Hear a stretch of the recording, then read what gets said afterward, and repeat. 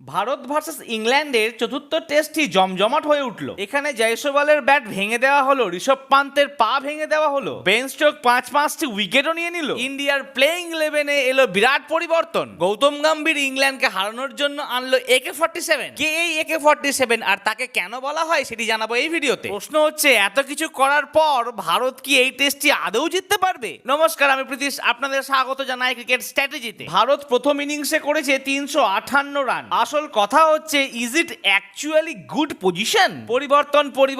পরিবর্তন। ভারতের প্লেইং 11-এ এলো এক বিরাট পরিবর্তন। তৃতীয় টেস্টের প্রথম একাদশে 3টি পরিবর্তন করে চতুর্থ টেস্টের দল সাজিয়েছে ভারত। প্রথম একাদশে ফিরছে শার্দুল ঠাকুর ও সাই সুদর্শন। প্রথম টেস্ট খেলছেন অংশুল কাম্বোজ, চোটের জন্য খেলতে পারছেন না আকাশদীপ আর নীতিশ কুমার রেড্ডি। আর উইদাউট চোটে আমাকে তো খেলতেই হবে, তার জন্য করতে হবে এই ভিডিওতে আপনাদের লাইক আর চ্যানেলটিকে করতে হবে সাবস্ক্রাইব। আচ্ছা, ইন্ডিয়া টিমে কি বাঘের বাচ্চা একজনই আছে? ঋষভ পান্ত, যেখানে বিসিসিআই বলে দিল যে তাকে 6 সপ্তাহের চোটের জন্য বিশ্রামে থাকতে হবে, কিন্তু পরের দিনই সে ব্যাটিং করতে নেমে গেল এবং সে হাফ সেঞ্চুরিও করলো। তিনি করলেন 75 বলে 54। একবার দেখে নেওয়া যাক ইন্ডিয়ান ব্যাটসম্যানরা কে কত করে রান করেছে। জয়সওয়াল 58, KL রাহুল 46, সাই সুদর্শন 61, গিল 12, পান্ত 54, জাদেজা 20, কিন্তু শার্দুল ঠাকুর দুর্দান্ত 41 করেছে সে। সুন্দরজি 27, কম্বোজ 0, বুমরা 4 আর মোহাম্মদ সিরাজ 5। আর্চার 3টি উইকেট নিলেও বেন স্টোক নেয় 5টি উইকেট।